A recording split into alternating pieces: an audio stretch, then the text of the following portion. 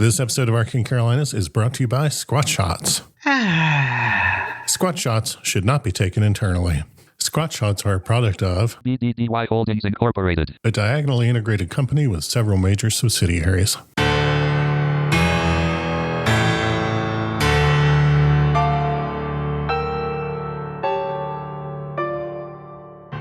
You are listening to Arcane Carolinas, an exploration of the Carolinas' folklore, legends, myths, and modern weird. Each episode, we examine the historical context of our topic and aim to preserve some of the stories that help make this part of the world such a fascinating place.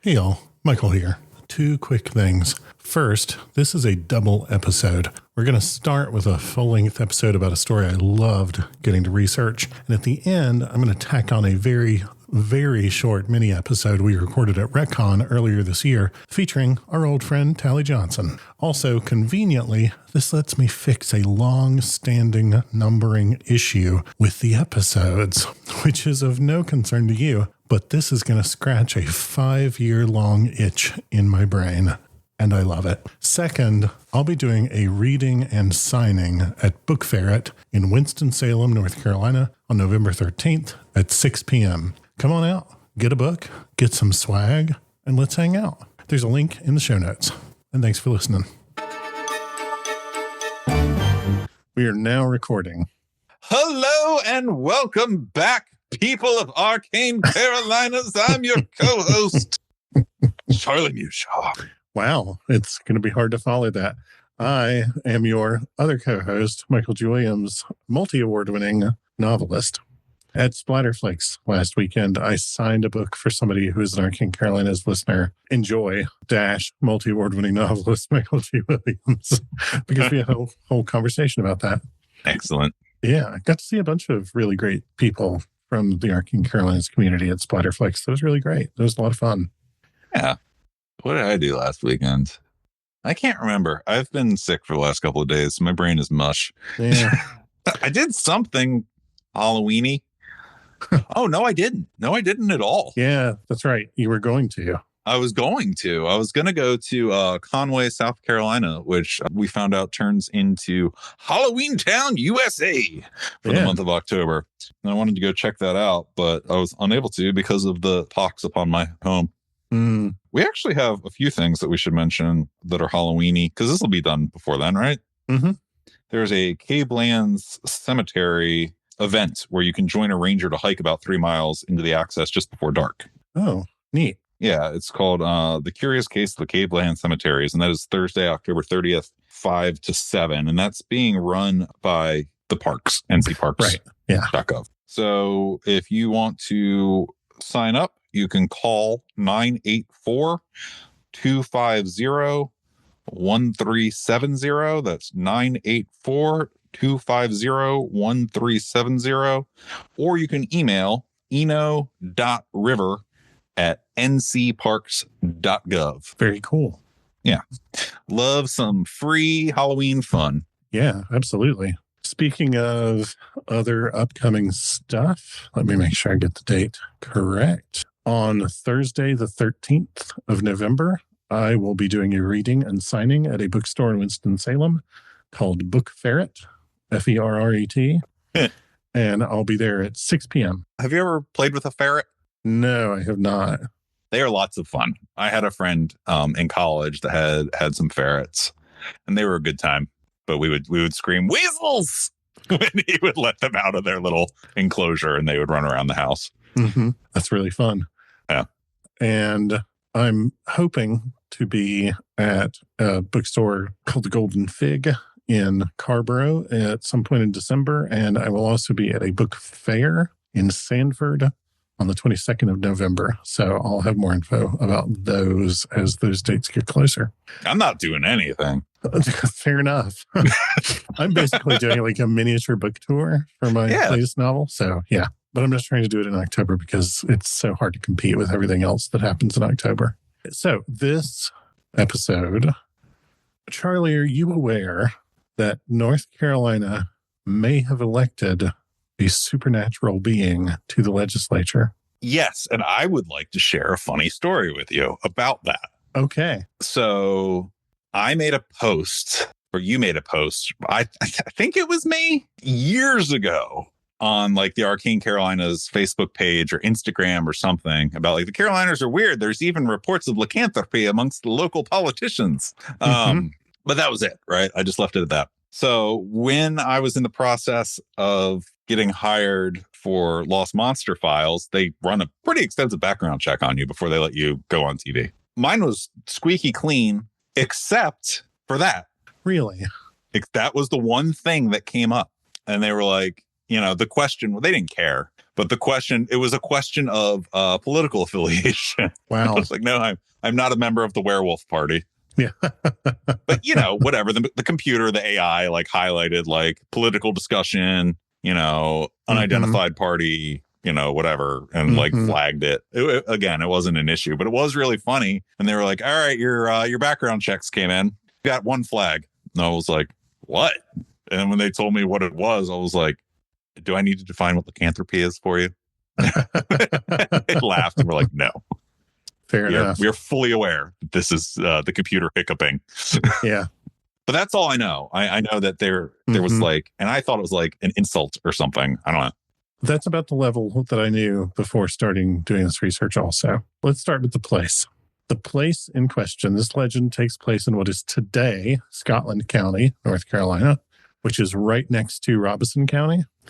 Specifically, this takes place very near the Lumber River, where it passes by the town of Laurenburg. So I'm going to kind of consider this a pretty thoroughly discussed area because originally this was one of the homes of the Lumbee. This is part of the territory that we've talked about in many other episodes. A special shout out to Henry Berry Lowry. But, you know, I'm going to elide the history of the place itself. Yeah. Some local cool stuff, though, that I just want to mention in place of that. The North Carolina Rural Heritage Center is in Scotland County. It has museums. It has a historic steamboat Gothic style home. It has a reconstructed late 19th century village. It's only open on weekends. During the week, it's open by appointment for like school field trips and stuff like that. Yeah. But it seems like a fascinating place. So if you're into that kind of stuff, go check it out. And also, there is an organization there called the Suds of Love Truck.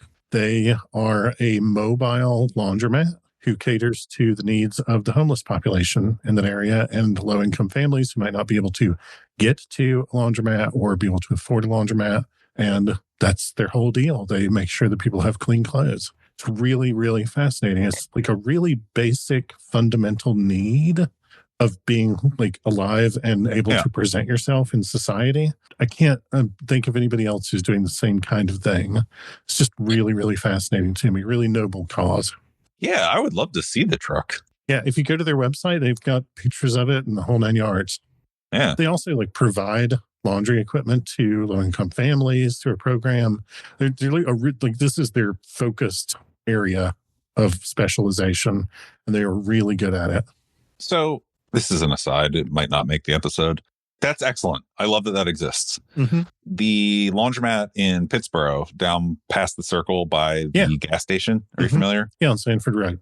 I had been camping one weekend and came back on a Sunday and was trying to get everything done. And I overloaded my dryer and blew a fuse because there's like a heat safety fuse. And if you overload your dryer with like too many sleeping bags, like I did, the fuse will burn, you know, when the temperature inside gets too hot before it becomes a fire hazard. Yeah. Which is very nice. I'm glad that they have that safety feature. Yeah. I have to imagine that safety feature exists because some people used to set their dryers on fire. Yes. So I was like, crap. So I went on Amazon, I ordered the replacement fuse and went to the laundromat to finish my laundry, drying all these sleeping bags. And a lady approached me and gave me a card for some sort of service, shelter, whatever, that was comparable. And I had to explain to her that I did not need that, but I really appreciated her giving me the card. Yeah. It just made me think that type of outreach, laundry, something as simple as laundry, goes unconsidered. Like so often we'll think of food, right? Like, yeah, sure, we'll buy somebody a lunch, you know, whatever. But like, you got to have clean clothes. You gotta, we think about shelter to a point. And we're like, oh, there's outreach missions and stuff like that. But like clothes very often are not at the forefront. That it's something that, when you think holistically about the human experience, there's little touches like that I think are worth celebrating people like Suds of Love. When I saw that, it really struck me as like, oh, wow, this is something I've literally never thought about. And these people have thought about it and are really addressing it. So I just thought it was really cool. Mm-hmm. So the legend for today, I saw referenced in passing. Literally, it was like a throwaway sentence in a paragraph about weird political history in North Carolina that said that at the turn of the 19th century, a legislator in North Carolina had been accused of witchcraft. And I thought, well, that's really interesting. I'm going to note that down. It's been in our bucket of ideas for like 3 years at this point. Mm-hmm. But I got to digging and I learned that the person in question was a state house member and a state senator named Duncan McFarland with a D on the end, except sometimes it's McFarlane with no D on the end, and sometimes it's McFarlane with an E on the end. And he himself spelled it different ways at different points. So that's just part of the difficulty of the research. And in reading that, I learned that McFarland was not accused of witchcraft, but in fact, yes, he was accused of being a werewolf. Right. The story as it is told is that after one of his various successful campaigns for office, locals in the community of Laurel Hill, where McFarland was born and lived, it's just outside of Laurinburg, it's just north of it, accused him publicly of being a werewolf. They said that he was outrageously aggressive towards neighbors and opponents, even violent with people, and that the only explanation was that he had been bitten by a monster and become one himself. The only explanation, Michael. That is the only explanation. In the version I saw briefly recapped elsewhere, the reports grew so strenuous and worrisome that the state legislature itself had to take up the question of whether McFarland might be a supernatural creature, and if so, whether that disqualified him from serving as a legislator. But the legend as told in that instance did not contain a resolution to the story. It just said that rumors had flown, accusations were made via some formal means, and the state government had to take up the question. Do you think they still had British accents back then? From what I've read, there are complicated and competing theories. Some people say that the British accent then was the American accent now, and that the British accent changed because they wanted to distinguish themselves. Do you want me to do a bad British accent or a bad Southern accent right now? Let's do bad Southern. By God, man, are you running around chomping on people's hindquarters, belittling them as they attempt to engage in civil conversation? I think that if had somebody said that to him, he probably would have tried to bite them. By God, man, he's covered in hair. On reading that, I thought, well, is there any way that story is real? Not even that whether he's a werewolf, but that he was ever accused of it. It just seemed completely ridiculous to me. Oh, it turns out that is entirely accurate. And the details are a little muddled from one version of the legend to another. But at its core, that version of events is 100% true. He was formally accused of being a werewolf, and possibly not without reason. Duncan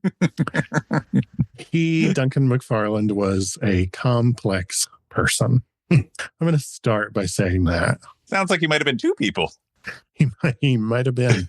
It is kind of hard to shoehorn him into just one kind of person or one set of stereotypes. Okay. Mostly, in the end, he did a lot of that shoehorning into a set of stereotypes himself. He, in the course of his life, made it pretty easy to decide whether he was a good person or not. And the answer is no. But it's more complicated than that. We were just talking before we started recording about individuals that make it pretty obvious that they're trash. Yeah, exactly. Yeah. It's a red flag, folks. It's a red flag. It is. So nobody knows exactly when he was born. The closest I got to a birth date for him was between 1756 and 1761. But otherwise, I couldn't find any records of when he was born. But the various accounts of his life all agree that he was born in the community of Laurel Hill in what at that time was Anson County. Then later, when he was an adult and was politically active, it was Richmond County. And now it's Scotland County because the counties kept getting divided up. Mm-hmm. As the name might indicate, this area has a huge number of Scotch-Irish immigrants. There are a lot of Scottish immigrants. There are a lot of Irish immigrants. But there are particularly among that population, or at that time, were particularly a just overwhelming number of Scottish immigrants specifically. In fact, Scots Gaelic was a common language in the area that was used day to day. There were people there who spoke Scots Gaelic all the time. McFarland is often in biographies of him described as, quote, active in agriculture, which means he owned a plantation. Okay. And in the 1790 census, there are 6 enslaved people listed as part of his household. And at the time, he had a farm, not a plantation, but just a quote unquote, just a farm. He had a bunch of kids and a spouse. A whole litter? And yeah, right. And 6 enslaved people. And 6 enslaved people. And they worked a large farm. There was not yet a plantation. But eventually he built that farm into a plantation that had a grist mill and a store.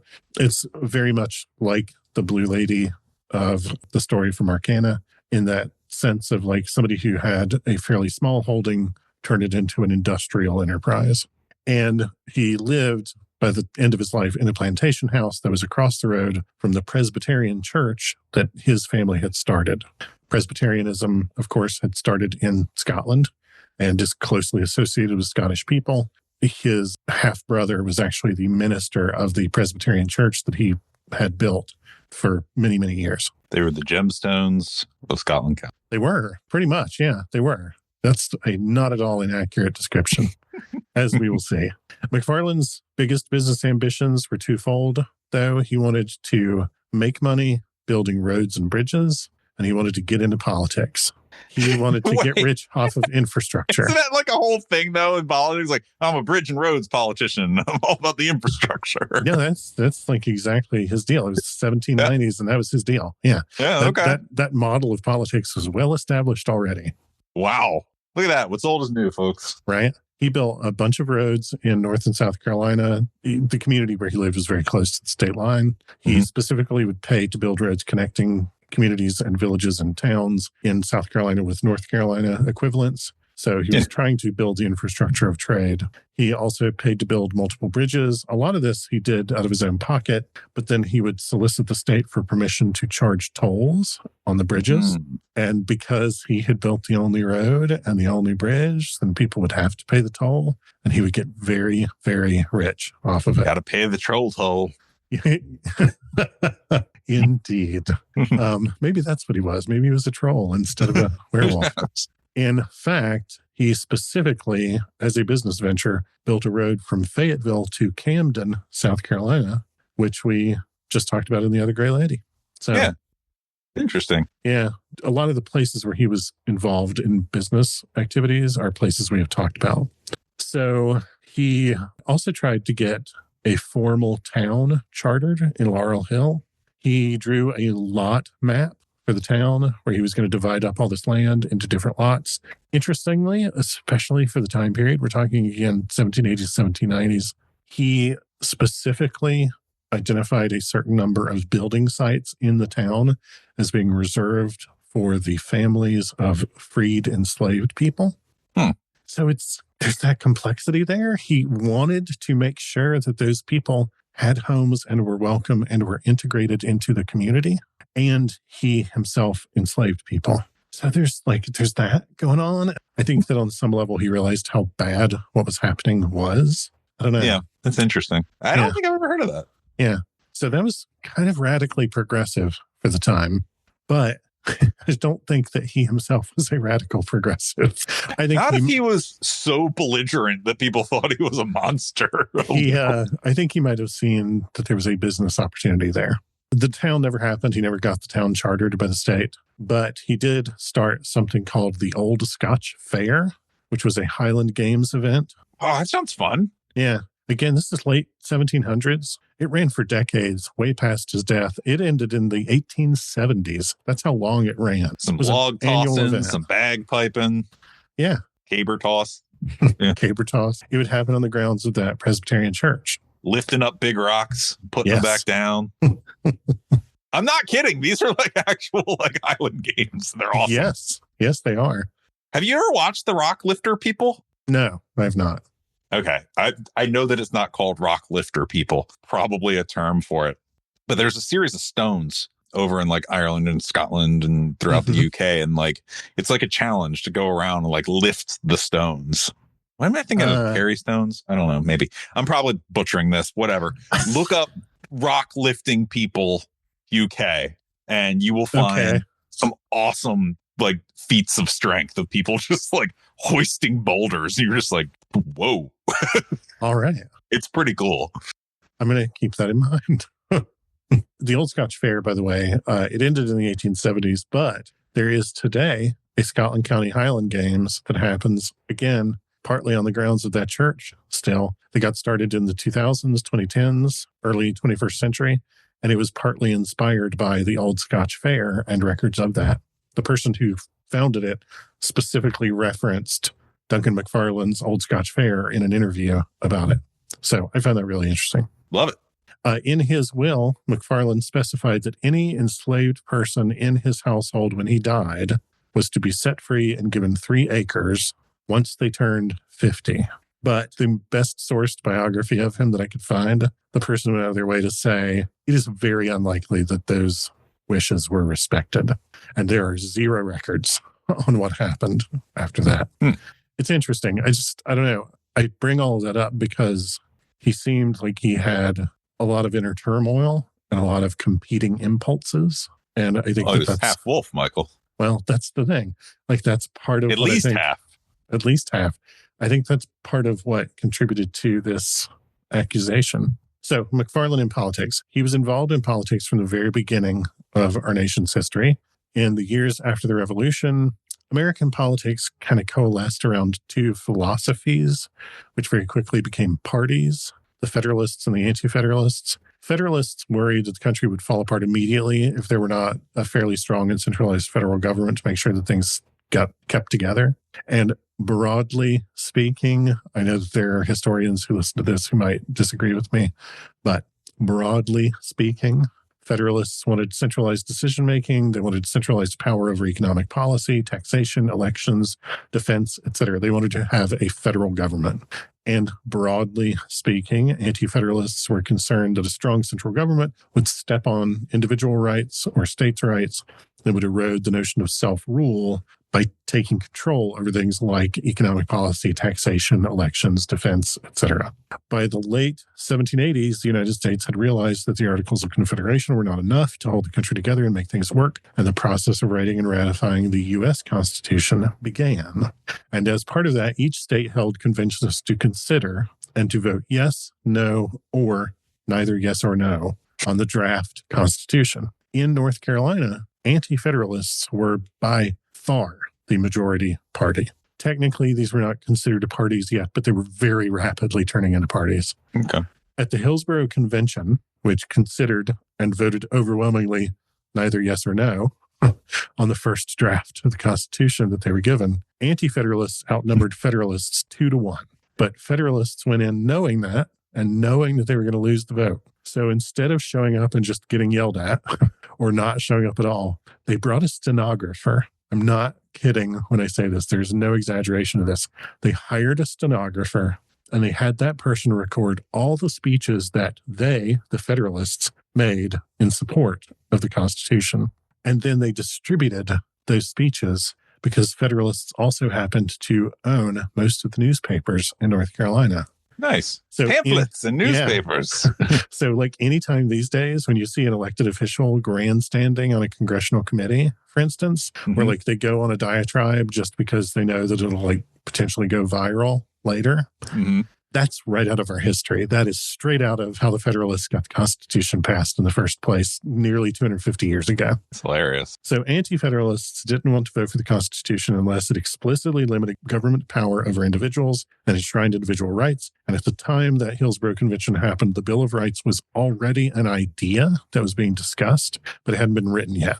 The U.S. Constitution was ratified by most states in 1788, but not in North Carolina. North Carolina said, nope, we're not ratifying that and we're not joining your union until we do. We want to see a second draft that has a Bill of Rights attached. So in 1789, the state held a second convention in Fayetteville, which at the time was supposed to be the capital of the state. Didn't work out that way. And that draft included a proposed Bill of Rights the Federalists in Congress had promised the Anti-Federalists that they would vote on in the first Congress after ratification of the Constitution. So by then, the Bill of Rights was a specific list of guarantees. It had been written down. Everybody knew what was going to get voted on and added to the Constitution. And this was the big promise that was being made. And Duncan McFarland was one of several representatives of what was then Richmond County at that Fayetteville convention to consider the second draft. He was a hardcore, dyed-in-the-wool anti-federalist, and he and about a third of the attendees as well voted against ratifying the Constitution, even with the Bill of Rights attached. Instead, they worked up a list of 8 more amendments, and they were like, you add these and make the Bill of Rights 18 amendments, and we're in. And those included a lot of different things, but one of them was that the federal government would not step in and prevent or interfere with elections administered by the states. And no silver bullets. Right, no silver bullets. I'm just going to mention that because that part is relevant to the rest of McFarland's career. In the end, the Federalists won in the second convention. North Carolina ratified the Constitution and joined the Union. Federalists had become the majority party in the year between those two constitutional conventions. So North Carolina became a state. That change happened for 2 reasons in North Carolina politics. One, George Washington was elected and established a stable government that didn't crush anybody's rights. And it kind of took the wind out of the anti-Federalist sails. And like I said, Federalists controlled all the major newspapers in North Carolina, so they steered public opinion. And basically, because Washington did not become a despotic tyrant, then the anti-Federalists were kind of seen as not having a point. As noted, throughout this time, McFarland was building roads, he was building bridges, he was charging tolls. Sometimes he didn't always have permission to do so. He would occasionally just erect a barricade in the middle of a road and tell people that they had to pay him a toll to pass through it. He was an interesting guy in that regard, and he was right out of the gate running for legislative seats.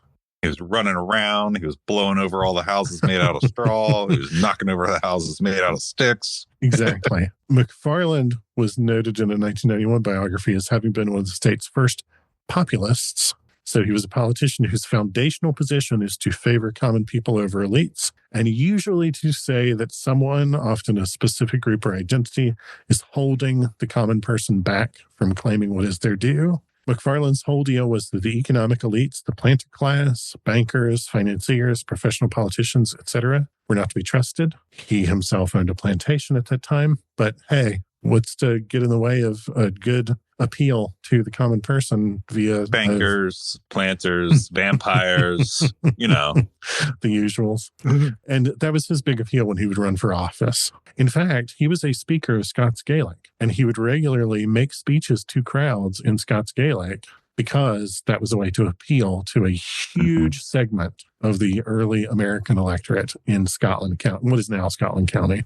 McFarland was elected to the State House in 1792 to represent what was then Richmond County, and then he was elected to represent it in the State Senate in 1793, 1795, 1800, and again from 1807 to 1809. So for somebody who railed against politicians, he went way out of his way to build a career as a politician. McFarland also ran for Congress several times, the first being in 1796. At that point, he had picked up the nickname the Stormy Petrel. Petrels are a seabird. Okay. And he had picked up the nickname the Stormy Petrel as this kind of a little guy who picked a lot of fights. And it was like totally on his reputation as a scrapper and a rabble rouser. That was just like his whole deal. In fact, when he ran for Congress, the district included Anson and Richmond counties, as well as the new city of Fayetteville. And in all of Anson County, McFarland got 1 vote. That's how hated he was, because he pulled a lot of stunts and he did things like erect barriers across roads and tell people that they had to pay him money before they could pass through. The chickens come home to roost. McFarland was beaten by the Federalist candidate for that congressional seat by a margin of 3-1. He was enormously unpopular, but he was also enormously persistent. When McFarland lost the 1796 congressional race, he complained to the state legislature to say he thought his opponent had cheated.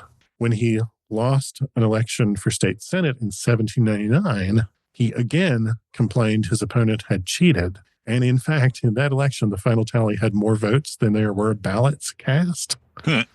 And the sheriff of that county, who was in charge of dealing with the election results, hated McFarland and refused to let anybody see the ballots and whisked the ballot boxes away after it was over, straight out of that episode of Battlestar Galactica.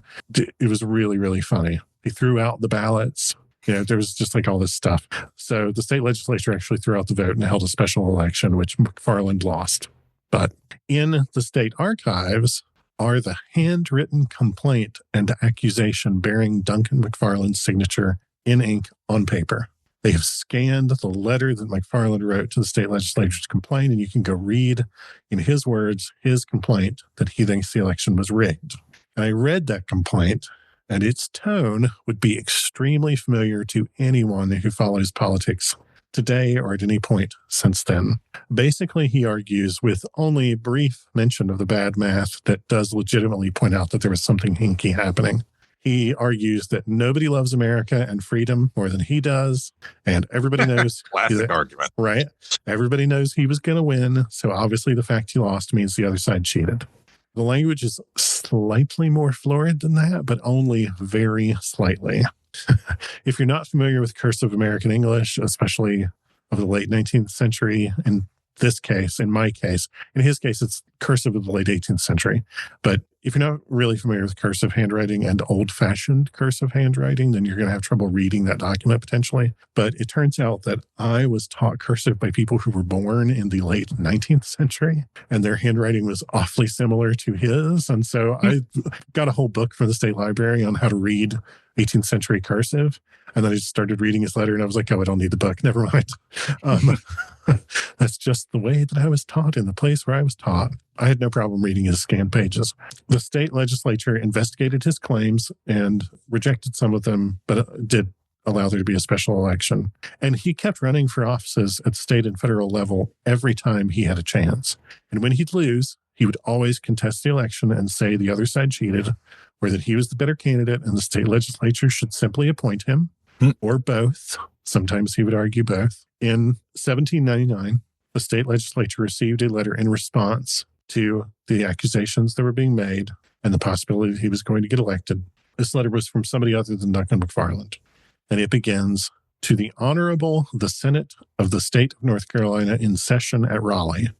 The memorial," like we would say memo or memorandum today, "the memorial of sundry of the inhabitants of the county of Richmond is most respectfully presented in favor of Mr. James Sanford, the present member in Senate from the said county, and in order to make known some of the proceedings and designs of a certain Duncan McFarland of the said county, from whose conduct for many years there appears sufficient reason to believe that the said McFarland, feeling at certain times of the moon the effects of the saliva commixed with his blood, at a wound received in an encounter which he formerly had with a mad wolf within the limits of the said county, cannot distinguish a horse from a mare."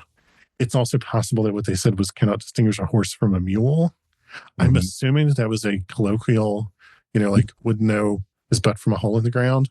At any rate, cannot distinguish a horse from a mare. To the same cause are to be attributed many of his eccentricities and artifices, specifically his insane idea of his being a proper person to represent the district of Fayetteville in the Federal House of Representatives, for which important and confidential seat he had the imprudence to be a candidate. But notwithstanding the extreme eagerness with which he pursued the election in usual counties, seldom passing one without calling out to solicit his vote, he was treated with the neglect he deserved, and fortunately for the district, lost his election. That's the first paragraph of a 6-page letter. And this is also the first mention of werewolfism. Yes. Lycanthropy. And they just like go right out and say it. They say he got bitten by a mad wolf and it's saliva mixed with his blood. And now when the moon is full, he goes bonkers. And I love that there it is, handwritten, scanned by the state archives, a letter to the state legislature. Yes, I love that it's there. I love that it's preserved. I'm getting the Madness of High House vibes. Yeah. Where it's like, I wonder if there's something in the water. Yeah. Mm-hmm. Where he was drinking. I'm sure we'll get into all that. That letter goes on. I'm not going to read the rest of it. Believe me. The letter goes on to say that McFarland, enraged at losing the election in 1796, had renewed his system of terror, quote unquote, in which he would gather large numbers of Scottish immigrants and make them swear an oath to him. And this oath, this part is really fascinating to me because I recognize this particular ritual form from a lot of supernatural horror fiction. And for instance, I think it's something that comes up in the Netflix reboot of Sabrina. But anyway, this oath took the form of placing one hand on their own head and the other hand on the bottom of the opposite foot. And the person would then swear, yes, exactly. Put your right hand on top of your head, put your left hand on the bottom of your right foot, or vice versa. And then that person would swear that they were, quote, devoting all to the devil between these two palms, end quote. And that they would answer truly any questions McFarland put to them. McFarland would then accuse these people of having used witchcraft against him. Whereas, remember, I saw him passing that he had been accused of witchcraft. No, he would accuse others of witchcraft. He accused people of bewitching his butter and taking the milk from the urn, two things that we heard a lot in a lot of like witchcraft accusations of the time. He accused them of having taken the form of a snake to escape him when he would physically chase them down the street. Wiggle. Right? Wiggle away. He did wiggle. And like supposedly he did this with the help of an enforcer who was a deserter from the British Army during the Revolutionary War who stuck around when the war was over. And in fact, on the occasion described in this specific letter, McFarland declared himself the judge of the people he was accusing of having used witchcraft against him, and then declared himself their executioner and started hitting people with weapons. Using a weapon, he struck a woman in the crowd named Sybil McDaniel and her elderly mother on their foreheads, which the letter tells us, quote, caused blood to run down their faces as a way to prevent them from using witchcraft against him in future. He was then charged with 2 counts of assault as a consequence of this. I feel like it takes a lot to catch an assault charge back in the day. And that'd do it. Yeah, it did. And keep that in mind as I keep talking about his legal fortunes. He was charged with 2 counts of assault for that event. He was found guilty in a district court and eventually was made to pay a fine for each count, quote, to the no small diversion of the inhabitants of Fayetteville. It was a very popular trial. This was big entertainment at the time. Sure. The bulk of the complaint about him, however, is not about him being a werewolf. They kind of present that in the opening sentences and then take it as a given for the rest of the letter. Or the physical assaults against people he said must have used witchcraft against him as the only possible explanation for losing elections. The bulk of the letter is about how he won't stop campaigning all the time for whatever election is next. And that they consider really unseemly. If you ever get a barrage of fundraising spam texts from a candidate or a party, Duncan McFarland was the 1799 equivalent of that. I'm getting a lot of those, actually. Yes. The letter writers say that McFarland has often said it is his intention to, quote, govern and yoke the citizens of Richmond County, but especially to govern and yoke governors and generals. They also accused McFarland of having been part of a very specific raid during the Revolutionary War on the side of the British. They state outright that it is accepted fact that McFarland assisted, quote, the infamous, cruel, and savage British Colonel Fanning in capturing, plundering, and carrying off, end quote, Governor Thomas Burke, who was in fact captured and imprisoned by the British during the Revolution. It was a really big event at the time. It was a big rallying point for the Revolution. They also note that McFarland would hang out at polling places, note who voted and how they voted, because if you remember in a previous episode, we talked about the way the ballots were like color-coded. And he would keep lists of people who did not vote for him so that he could seek revenge against them, either through physical violence or through what they described as low cunning. They would like go to that person and agitate them until they cussed at him. And then he would drag them in front of a magistrate and make them pay a fine. Sometimes he got revenge on people who did not vote for him by falsely accusing them of crimes and having them brought up in charges or hauled into court for frivolous indictments. Sometimes he would sue them, knowing that he would lose if he went to a decision in court, but it would bog his opponent down in negotiations and arbitration. So they would just like cave and pay him a settlement and get him to drop the charges against them, just get it over with. The letter writer even says that sometimes people would vote for McFarland only because, quote, they hope he will die at Raleigh, whereas other voters, as they say, would only vote for McFarland to go to hell. I think this is so Popular funny. guy. Popular guy. Popular guy. Real man of the people. Yeah, right. Some quote, another quote from the letter, some declare they will vote for him because they cannot have peace near him when he loses an election. They conclude their letter by saying that McFarland frequently gathers people, makes them swear loyalty to him, makes them swear to vote for him in the next election or else, and then he agitates or manipulates the number and location of polling places to his advantage. McFarland would go around with basically a gang of enforcers. He would brag that he would win the next election one way or the other. Wink, wink, nudge, nudge. And then he would either advocate for more polling places so that he could disrupt elections in more places, or he would advocate for fewer polling places so that he could concentrate his attacks. So gerrymandering. Yeah. And the letter writers then tell the legislature that they are certain that the legislature would not want to work with, quote, a man you must unavoidably despise, end quote. I'm going to say McFarland won election to the state Senate in 1800, the next year. He ran for Congress in 1802, but he lost. He ran for Congress again in 1804 and won because the opponents split the vote, and he came in like in a plurality. He just like barely squeaked into office. He served one term in the House. Then he went back to his seat in the state Senate for several more years, and he died in 1816. He is described in some biographies as having been buried in Laurel Hill Cemetery, but that doesn't actually seem to exist. I'm pretty sure they mean the McFarland Cemetery, which is about 500 feet up the McFarland Road in Laurel Hill from Old Laurel Hill Presbyterian Church, which is across from where the plantation house was. It's the church that his family started. The cemetery is literally named for his family. The church is still there and in operation, and today is host, like I said, to part of the Scotland County Highland Games. And that McFarland graveyard is still there and appears to be somewhat maintained. Not all the gravestones are documented on Find a Grave, and a bunch of them have leaned over or collapsed. But if you go like Google Maps driving on McFarland Road in the Laurel Hill community, it's right there. You can look right at it. So that brings me to, was McFarland a monster?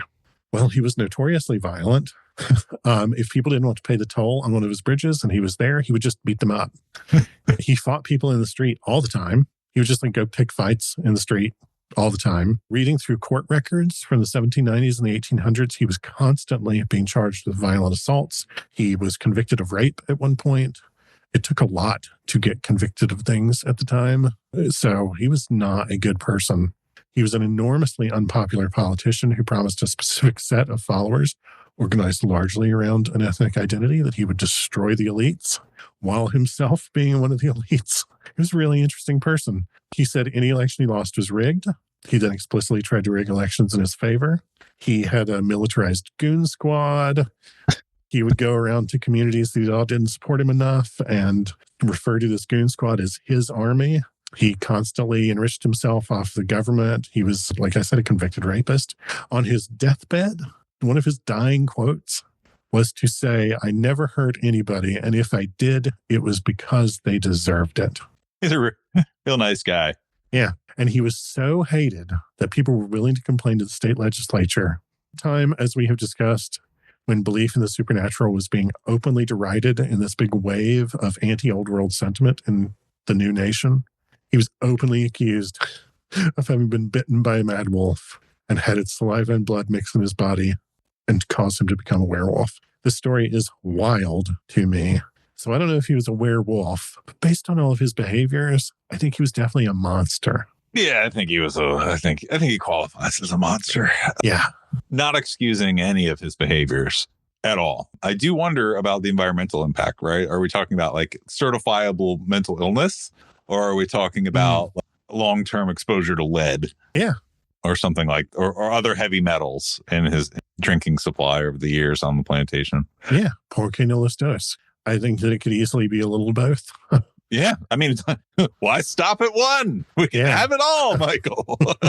I do think, like, based on some of the stuff he did, clearly he was a troubled person at best. Mm-hmm. I think that I'm not qualified to diagnose anybody, much less anybody who died over 200 years ago. But that means that we can just say whatever we want. Okay. HIPAA no longer applies to him. Yeah, it's fine. I feel like there obviously was, at best, runaway sense of entitlement and privilege, and a perfect willingness to become a sociopath to get what he wanted. And at, more complicated end of things, I think there probably is a mental illness diagnosis, just sort of like waiting for him. But also, a lot of weird stuff in the water. We've talked about the fact that North Carolina has some of the highest naturally occurring percentages of like neurotoxins in well water. It can very easily happen to people. Yeah. Well, I'm glad we finally got to this one. Yeah. I do think he is a monster. He sounds absolutely insufferable. A lot of it reminds me of things that I'm familiar with, which is funny. The whole old is new, new is old. Oh, yes. I think he would probably be very popular amongst the Joe Rogan podcast crew these days. Oh, yeah. I'm kind of surprised he's not been, to some degree, resurrected as an icon. He really... He's a man's man. He goes around and punches people. Right? Yeah. Just a really wild figure. When I said at the beginning that he was more complicated than you think, but that he would shoehorn himself into the stereotypes sooner or later, that's exactly what I mean. Yeah, sure. If I eat healthy all day and then down an entire pie in the evening, I still ate too many calories. Yeah, right. Not that I've ever done bad recently. Today. Reminds me to add 7 pies to my shopping list. It's just like, he was real. I started this story thinking, oh, well, maybe he's more complex. And then was kind of moved to, well, maybe he was just a character, Mm-hmm. And then by the end of reading about him, I was like, no, he was bad. He was really bad. I don't blame people for having written to the state legislature and said whatever they thought would work. I heard he fill in the blank. Yeah, exactly. People are saying that he got bitten by a wolf. Oh, what was that person that we used to work with? What would they always say? It was the I heard. It was the I heard. And then they would just say the stupidest crap to try to get something out of you. Yeah. Anyway. Mm-hmm. Yes. As soon as I saw it, I'm like, wait, that's from somebody. That's from somebody I don't want. Yeah. I heard. Mm-hmm. So funny. Oh, man. Wow. Well, there you go, folks. As the wind whistles across the fall leaves, orange and red foliage, you can hear it whisper. Mm-hmm. Thank you. Thank you for listening to this episode of Arcane Carolinas. If you want a complicated werewolf costume for Halloween, werewolf in a business suit, who'd like your vote? I have, oh my gosh, I'm in the wrong room. I have an action figure of something close to that. Real Ghostbusters werewolf. Come on, give me the toy. So that is a toy. Very nice. Yeah. So the Real Ghostbusters toy line from back in the day had a werewolf figure in, like, I want to say it's a little bit more than business casual because he's wearing a tie. Yeah. There he is. Yeah, so werewolf in a business suit, who wants your vote or else? Yeah. Anyway. That was a lot of research. I appreciate you putting in the work on that. Yeah, no problem. It was really fun to dig up scanned letters from the 1790s and be like, oh, I'm going to have to read a book about how to read this handwriting. An obscure rabbit hole of historical research to go lose myself in. And then to also start reading it and be like, oh, no, these people just write like my grandmother. Well, but yeah, thanks for listening. This episode of Arcane Carolinas is brought to you by Squat Shots. Squat Shots. You have no idea how many people have been assisted by Squat Shots. All right. Fairy crosses, Cherokee stones, fairy stones. Have you heard of these? Yes. Okay. So I would imagine so. Has anybody else heard of these? Okay, we got a couple. Yeah. And then we have some that don't. What are they? How do they work? It's like magnets. And this one is more of a Blue Ridge Mountains topic than strictly Carolinas. Yes. Because the phenomena persists throughout the Blue Ridge Mountain Range. But there are certain elements of the legends surrounding them that have ties directly to Cherokee tribes that lived in North Carolina. Yes. I have 4 different versions and then a 5th kind of theory that we'll go with. Okay. Okay. Version 1. What is a fairy stone or Cherokee stone? This version involves the little people, which I believe we've talked about in the Moon-Eyed People episode. And we talked about them also in Skies Over Chimney Rock. Yes. So the Cherokee tribes in the Blue Ridge believed in something called the little people, which are 2-foot-tall people with long hair and colorful clothing that were said to play with the children in the forest and protect them. Mm-hmm. If a child gets lost, the little people find the child and bring them back. Mm-hmm. When the Cherokee were marched to Oklahoma, the little people remained behind and cried, and their tears turned into fairy stones. Okay. So that's one version. Mm-hmm. Version 2. This version has the stones as a result of Cherokee tribe members reading the Bible and weeping about the crucifixion, their tears forming crosses. Mm-hmm. That is a remake of the original, pretty obviously. Version 3 is the same as version 2, but it's the little people that hear about the crucifixion and cry, and their tears form. So you can see where like there's multiple iterations where the little people are completely removed from the one prior. Right. So they like slow rolled removing the original belief structures. This is my Bob Belcher. Right. Version 4 is kind of fun. Okay. They're fallen stars. Ooh, I like that. I like that, right? It's fun. Yeah. So metaphysical beliefs around these little rocks, in general, this is what the internet told me, okay, is that people have used these stones as good luck charms for as long as anybody can remember. Sure. I believe that they protect the wearer against witchcraft, sickness, accidents, and disaster. And I found, obviously, I can't read these people's personal diaries or reach out to them because we are referring to 3 U.S. presidents that allegedly carried fairy stones as talismans. Really? Yep. Wilson, Harding, and Roosevelt. Huh. Interesting. Yeah.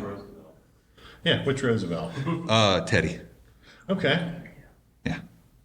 Gem folks say that it's, when I say gem folks, I mean people that are into gems. Yeah, right. Yeah. I don't know what the formal term is. If they're professionals, they're gemologists. Okay. Gem folks will say that they're protected. By which you mean they are strictly amateur.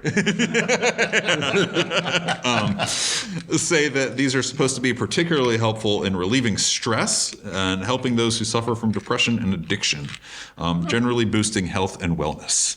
Okay. So like metaphysical gem folks. Yeah. Belcher. Yeah. Well, that's the thing. Like, this is a quick one. I knew I was going to get a lot of from you. Like it's all the way down on this one. Like, it truly is.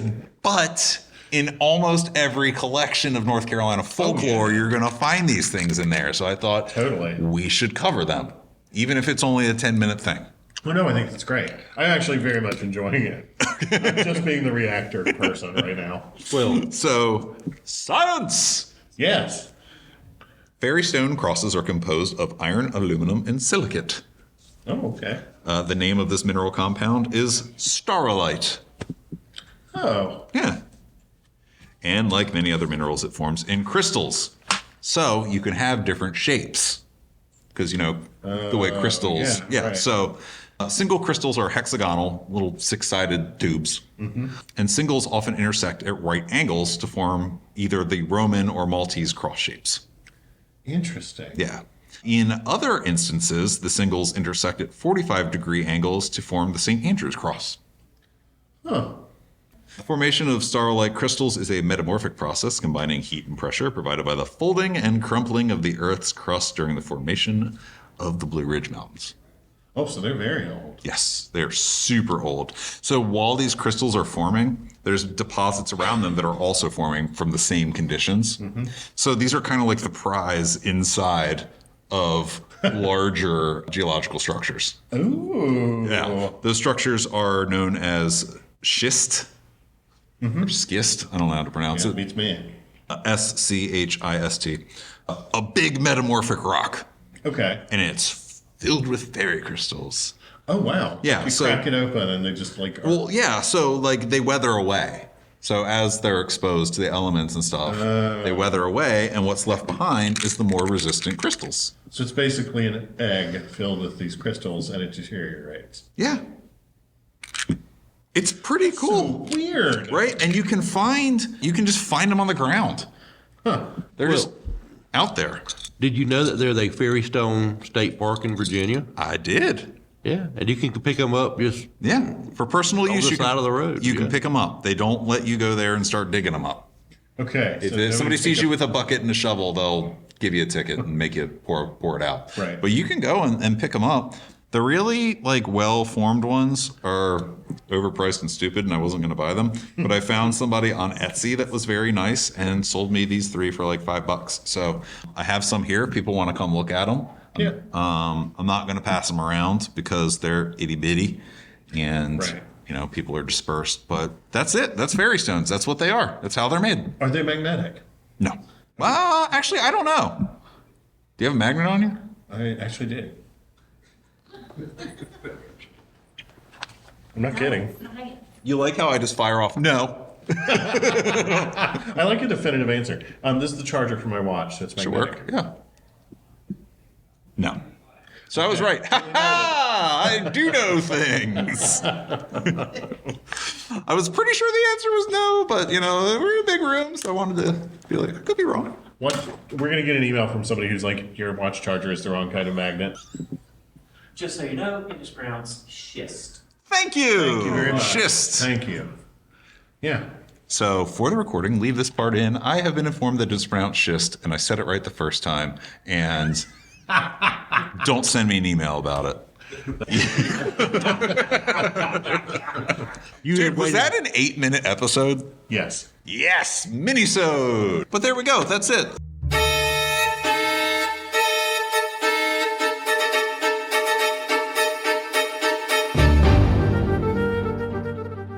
You've been listening to Arcane Carolinas. Thank you for listening. We hope you enjoyed it.